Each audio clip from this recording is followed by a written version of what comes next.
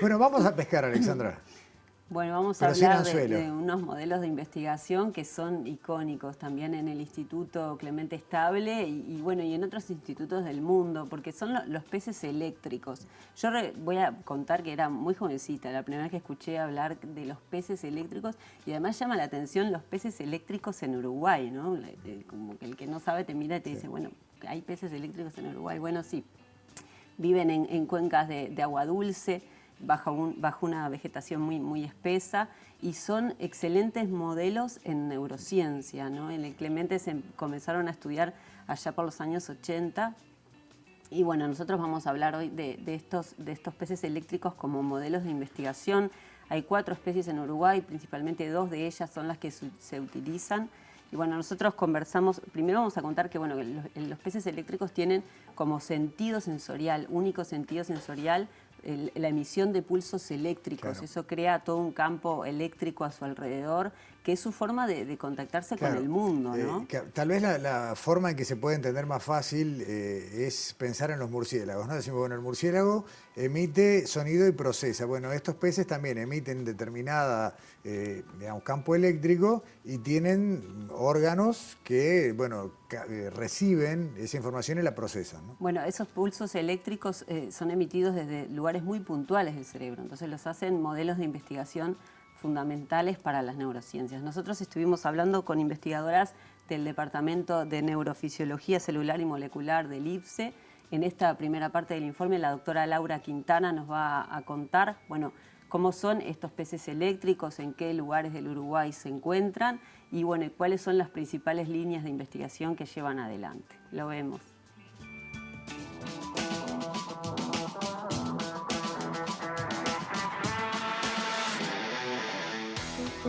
Acá, en el Departamento de Neurofisiología Celular y Molecular del IPSE, nuestro grupo trabaja estudiando las bases cerebrales del comportamiento.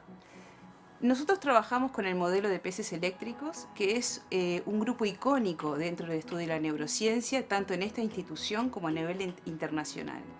¿Qué es lo que hace que estos peces sean modelos tan interesantes para estudiar en particular lo que nos interesa a nosotros, que es la conducta social? Estos animales tienen un modo de comunicarse y de percibir el mundo que es particular y que para nosotros es bien conocido. Generan un campo eléctrico alrededor de ellos y pueden percibir cuando hay algo que se interpone en ese campo. Entonces ellos usan este sentido como un sentido diferente al nuestro para percibir el mundo. Por otro lado, este sistema de generación y recepción de electricidad les sirve como un lenguaje eléctrico y lo usa en la comunicación. En particular, nosotros que nos interesa el comportamiento social, este es un aspecto bien interesante que nos ayuda a contestar nuestras preguntas.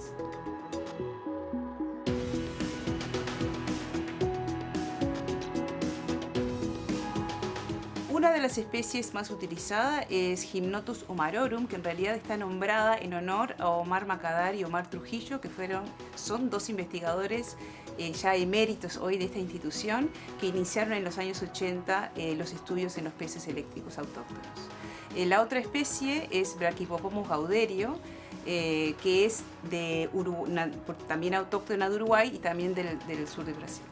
Estas especies tienen distribuciones diferentes en el país. Gymnotus omarorum está distribuido en todo el territorio nacional, mientras que Brachypopomus gauderio se encuentra más al este y noreste del país.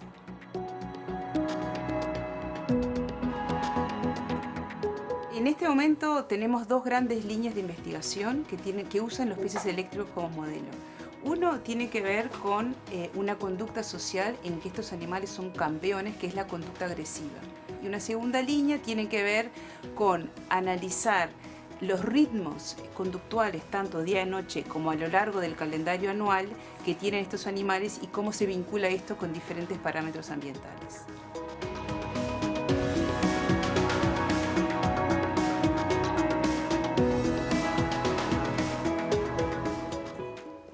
Tal vez algún televidente, Alexandra, cuando lo vea en pantalla, habrá que lo vio y diga, ah, pero yo a ese pez o a ese pescado lo vi en alguna laguna, en algún lado, pero nunca se les hubiera ocurrido que es una especie que tiene este organismo sensorial que se comunica a través de la electricidad, ¿no? Exactamente. Bueno, Laura nos contaba justamente que esta especie, la Gymnotus omarorum, se nombró en Estados Unidos por científicos en reconocimiento al trabajo de Omar Trujillo y Omar Macadar. Y bueno, justamente nos contaba también que ellos describieron otra especie, que allí es su grupo de trabajo hace unos años, que descubrieron un pez de una especie que no estaba descrita, que tenía forma de bombilla, entonces le pusieron Brachypophomus bombilla a la especie del pez eléctrico. Y bueno, ahora vamos a ver en la segunda parte del informe por qué estos peces son ideales para estudiar los ritmos circadianos. Como les decía, viven bajo una vegetación muy espesa, viven en la oscuridad y bueno, no se rigen por el ciclo de luz-oscuridad, sino por la temperatura del agua, pero esto nos lo cuenta la doctora Adriana Migliaro en el siguiente tape.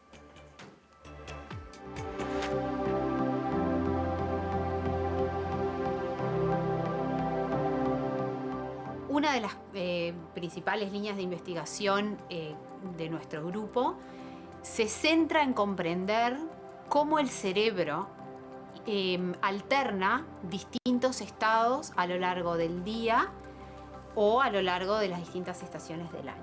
Los peces eléctricos surgen recientemente como muy buenos modelos para estudiar los ritmos circadianos y cómo el cerebro se adapta, regulado por esos ritmos, a las demandas del ambiente.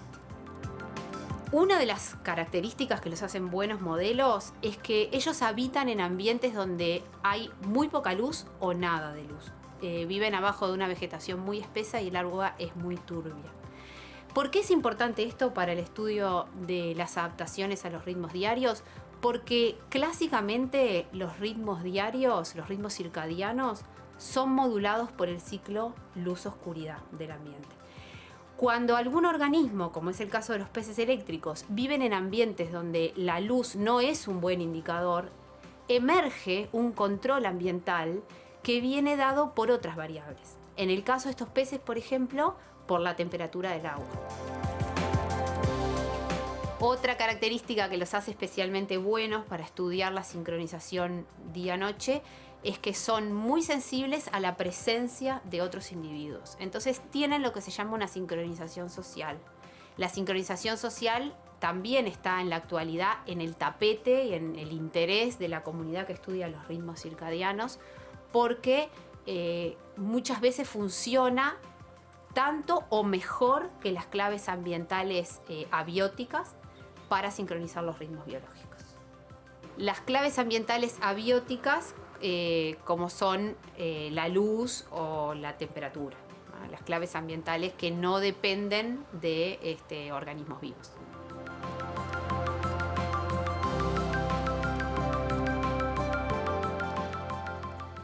Alexandra, nos queda todavía un segmento para compartir sobre los peces Sí, ahí hablaba Adriana de una de las grandes líneas de investigación, pero hay otra que es la agresión, porque estas especies de peces principalmente tienen la característica de que son muy agresivos, incluso durante todo el año, ¿no? Entonces, bueno, nos cuenta Laura en la próxima parte del informe por qué es tan importante estudiarlos justamente para entender los mecanismos agresivos del cerebro. Y también Rosana Perrone, que bueno, es mi hermana, pero el amor a la ciencia está en la familia, y nos cuenta cómo trabajan con estos peces, tanto en el trabajo de campo que realizan como en el laboratorio. Bien. Lo vemos.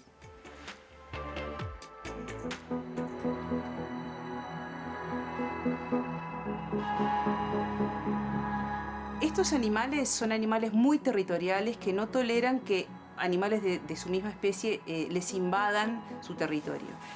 Esto hace una especie muy agresiva, machos con hembras, hembras con hembras, a lo largo de todo el año, lo cual es bastante particular porque generalmente en los animales las conductas agresivas se restringen más bien asociados al periodo reproductivo y más bien entre machos. Esta característica que hace de estos peces como campeones de la agresión abre una ventana de oportunidad bien interesante para analizar diferentes modos o diferentes modos que el cerebro tiene de controlar la conducta agresiva. Acá en el laboratorio hacemos experimentos de comportamiento. En esa estación experimental, que es lo que estamos viendo acá, en este caso estamos viendo un experimento que es una pelea entre dos peces. Aquí podemos ver la señal eléctrica, que es lo que está ocurriendo aquí en este momento, donde vemos estos dos peces peleando. Estos experimentos se realizan en la oscuridad total, iluminado con luz infrarroja. Y estamos estudiando, en este caso, el comportamiento agresivo de la especie Hypnotus omarorum.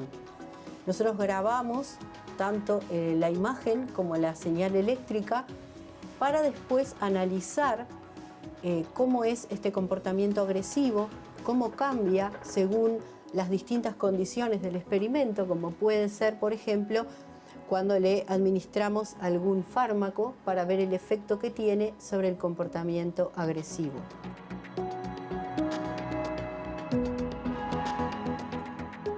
Ahí ven la pelea que está a punto de resolverse. Cuando se pone así los ataques, ven que es una pelea bastante feroz, los animales se lastiman mucho, por eso no los dejamos más de 10 minutos peleando. Nosotros vamos a pescarlos en base a la cantidad de animales que necesitamos para cada experimento. No traemos nunca peces de más, los mantenemos en el laboratorio en condiciones seminaturales, en un bioterio que se encuentra al aire libre, con plantas que provienen del mismo lugar de captura, y los animales viven en las mejores condiciones posibles. De hecho, la especie Brachypopongus gauderio se reproduce en cautiverio, lo que indica las buenas condiciones en las que están alojados. Y nosotros vamos a pescar según la demanda que tengamos para los experimentos que necesitemos realizar.